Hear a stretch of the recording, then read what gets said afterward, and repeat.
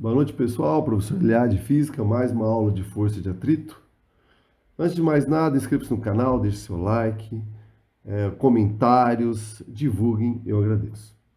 Essa aula, pessoal, fala sobre uma força de atrito gerada por fluidos, né, chamada de resistência dos fluidos, ou força de arrasto, força viscosa, tá? Tem vários nomes aí.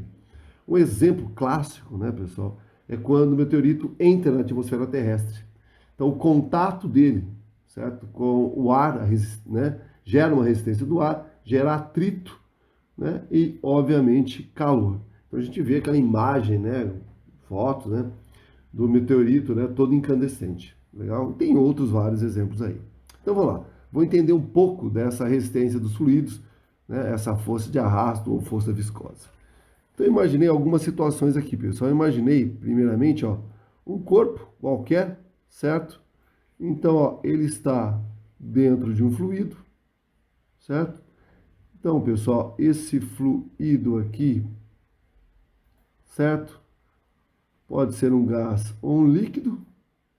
O gás aqui geralmente é ar, líquido a gente trabalha muito com água e óleo na aplicação e no dia a dia, tá? Então, o que nós percebemos? Nós percebemos o seguinte: se ele tiver uma velocidade, ou seja, se ele se move com uma velocidade, certo, nesse fluido, devido ao choque deles com as partículas desse fluido, vai ser gerada então uma força de resistência ao movimento. Então, como a gente acabei de dizer, essa força de atrito ou força de arrasto é sempre contrária ao movimento do corpo. Então, o que nós vamos tentar fazer agora é entender melhor, tá, do que depende essa força. Legal? Então, vamos lá. Uma situação 2, o que eu fiz? Eu mudei a geometria do corpo. Aqui eu tinha um corpo esférico, aqui eu tenho agora algo que é retangular. Então, eu vou imaginar, pessoal, que eu tenho o mesmo fluido, tá? Então, vou imaginar que o meu fluido aqui, ó, nesses exemplos, seja, na verdade, né, água. Então, meu fluido aqui, pessoal, vou manter água. Então, o que a gente percebe? Se naquela primeira situação também o líquido, né, o meu fluido era água, tá? Se esse corpo, ó, se mantém com a mesma velocidade v, nós percebemos empiricamente que essa força, tá, de resistência aumenta. Ou seja, o fato de mudar a geometria do corpo influencia na força de resistência. Então, nós podemos garantir aqui, ó, que essa força de resistência, certo, depende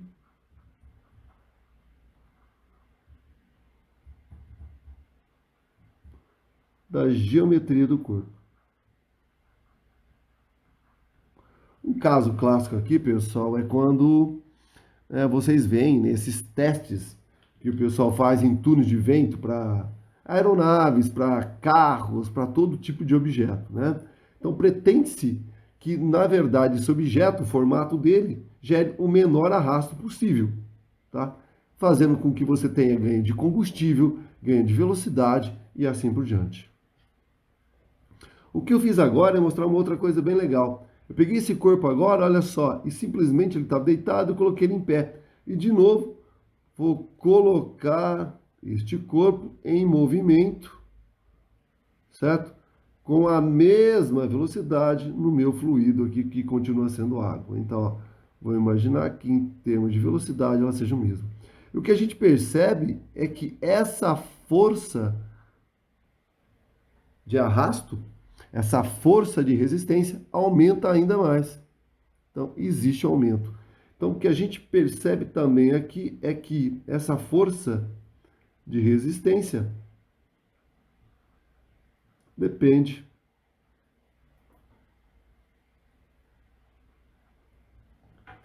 da área perpendicular ao movimento.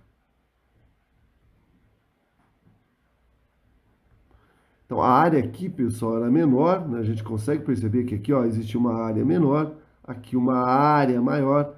É isso que vai fazer com que ela tenha, nesse caso, né, se os outros parâmetros forem mantidos constantes, uma força de resistência maior. Bom, legal. E se, na verdade, agora eu mudar, por exemplo, senhores, o meu fluido? Como assim? Ah, eu vou voltar naquele caso 1, onde eu tenho o meu corpo, né, eu continuo tendo o meu corpo esférico.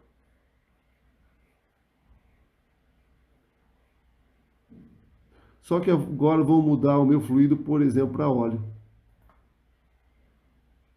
Então, o que acontece agora? Se eu disser, ó, que esse corpo tem a mesma velocidade lá do exemplo 1, tá? Nós vamos perceber que, se compararmos, tá, a força de arrasto, a força de resistência, tá, na água e no óleo também será maior. Então, o que nós percebemos é que essa força de resistência depende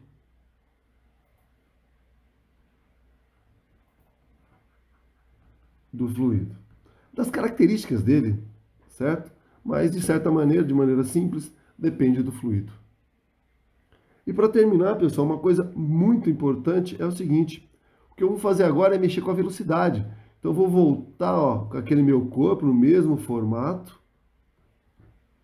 Vou voltar à água e o que eu vou fazer agora? Vou aumentar a velocidade dele, com que ele se move nesse fluido.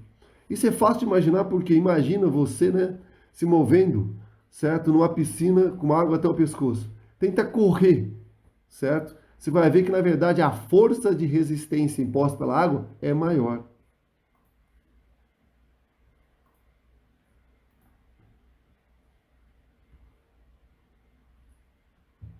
Então, a força de resistência aqui também aumenta. Então, o que nós percebemos é que a força de resistência ela é diretamente proporcional à velocidade. Só que, empiricamente, a gente tem que tomar cuidado. Essa velocidade é elevada no expoente n.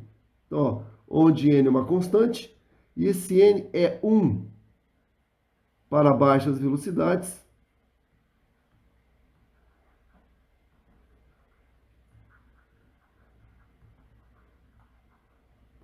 E n é igual a 2 para altas velocidades.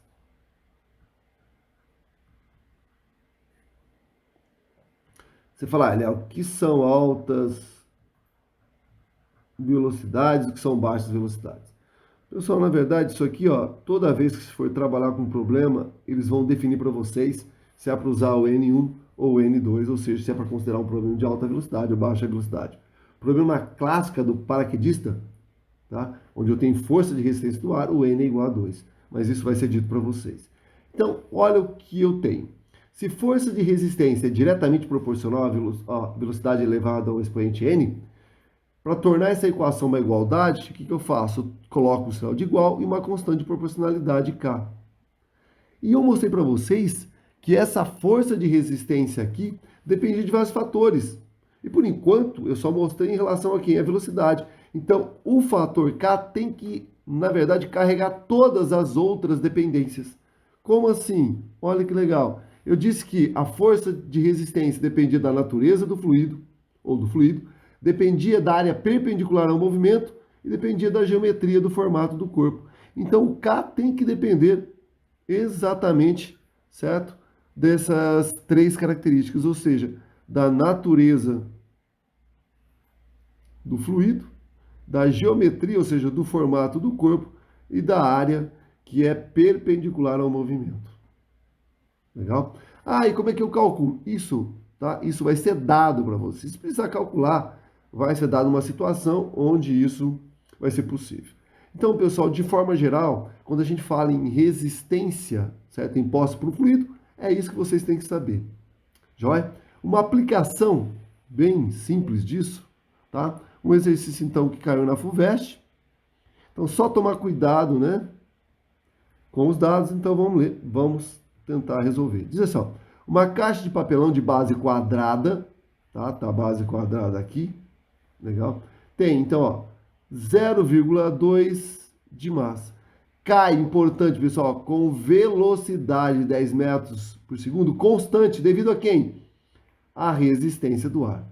Então, como na maioria das vezes, né, geralmente a gente pede para desprezar a resistência do ar, tem que tomar cuidado com isso, tá? Nesse caso, ele diz que não.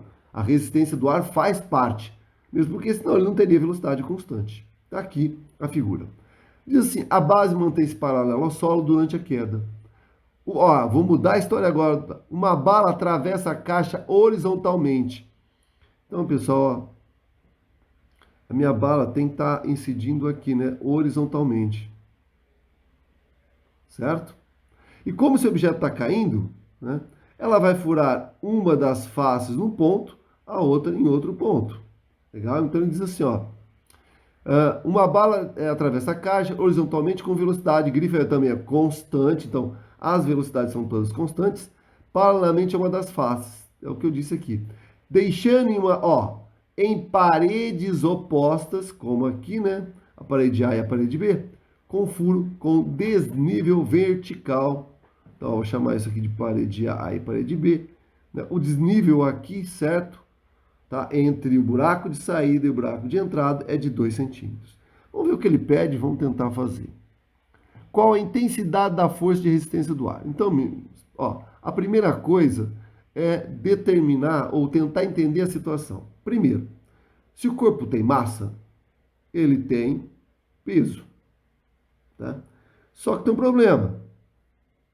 Qual é o problema? Se a força-peso fosse a única, pessoal, esse movimento seria acelerado, ele teria uma resultante, certo? Para baixo, e não teria como ser velocidade constante, porque se tem resultante, tem aceleração, se tem aceleração, tem mudança de velocidade. Só que ele diz que não, né? Esse corpo tem sim uma velocidade, ó, esse corpo tem sim uma certa velocidade, inclusive ele fornece o módulo, só que ele diz que ela é constante, certo? Para a velocidade ou a intensidade dela ser constante, pessoal, só tem um jeito. A aceleração tem que ser nula, portanto, a resultante tem que ser nula. Você fala, mas como assim?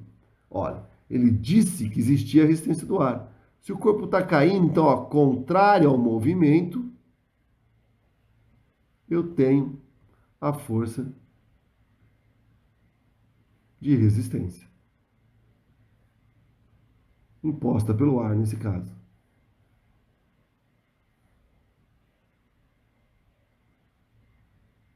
E mais que isso, para a resultante ser nula, essas duas forças têm que ter a mesma intensidade. Então aqui, ó, isso leva que a força da resistência nesse problema, ou nesse momento, tem que ser igual, certo? A intensidade da força-peso. Pessoal, essa velocidade constante com que o corpo cai, certo? É atingido depois de um certo tempo, é chamada de velocidade limite, certo?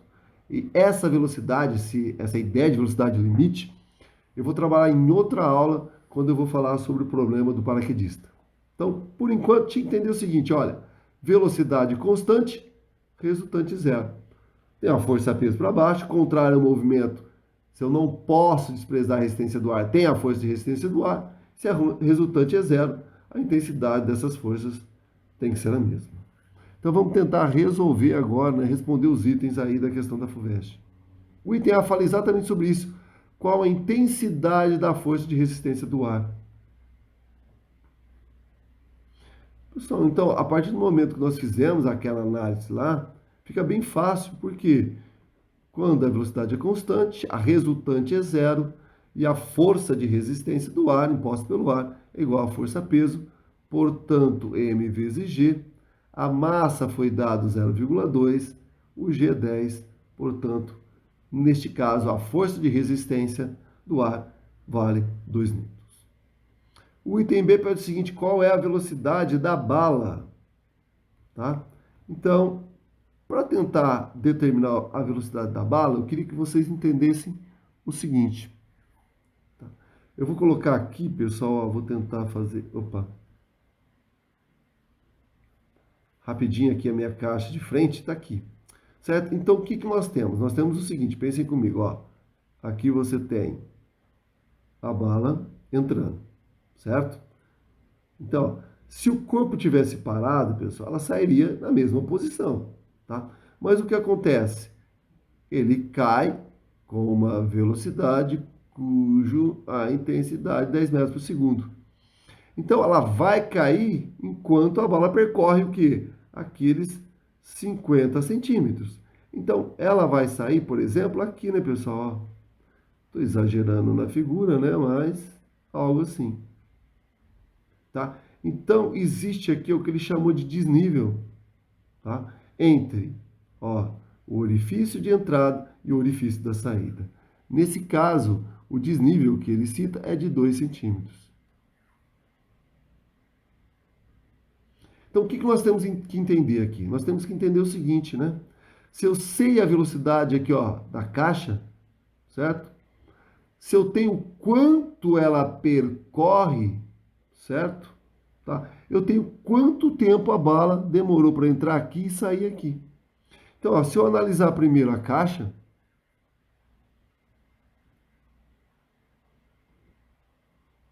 o que nós temos? Velocidade constante, então eu posso usar a velocidade média, variação de espaço por variação de tempo. Eu sei que isso vale 10. Aqui, ó, a altura é de 2 centímetros. Cuidado com isso, né? 2 vezes 10 a menos 2 metros. Eu sei o quanto tempo, tá? Ou por quanto tempo, né? Essa caixa caiu desde o momento que a bala entrou nesse ponto e saiu por esse daqui. Então, quanto dá essa continha aqui? Vou passar o ΔT para o outro lado, né? Multiplicando. 2 vezes 10 a menos 2 dividido por 10, ou seja, 2 vezes 10 a menos 3 segundos. Tá? Então, na verdade, a caixa caiu durante 2 milissegundos, enquanto a bala entrava numa lateral e saía pela outra. Agora, ficou fácil, por quê? Agora é só pensar em termos da bala.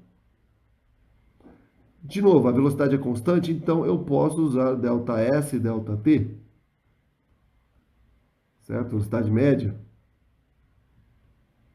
Só que tem um problema, né? Nesses 2 milissegundos, a bala percorre 50 centímetros. Ou seja, 0,5 metros. Isso em quanto tempo, pessoal? Em 2 vezes 10 a menos 3. Isso pode ser escrito como 5 vezes 10 a menos 1, 2 vezes 10 a menos 3. Então, a velocidade da bala vai ser 5 por 2, 2,5. 10 a menos 1, 10 a terceira. Portanto, 250 metros por segundo. Uma aplicação aí, tem vários outros exercícios, tá? Mas por essa aula, pessoal, é só. Eu queria que vocês entendessem, então, essa força de atrito que existe quando existe a interação de um corpo com o fluido. Pessoal, por enquanto, então, é só. Obrigado. Abraço.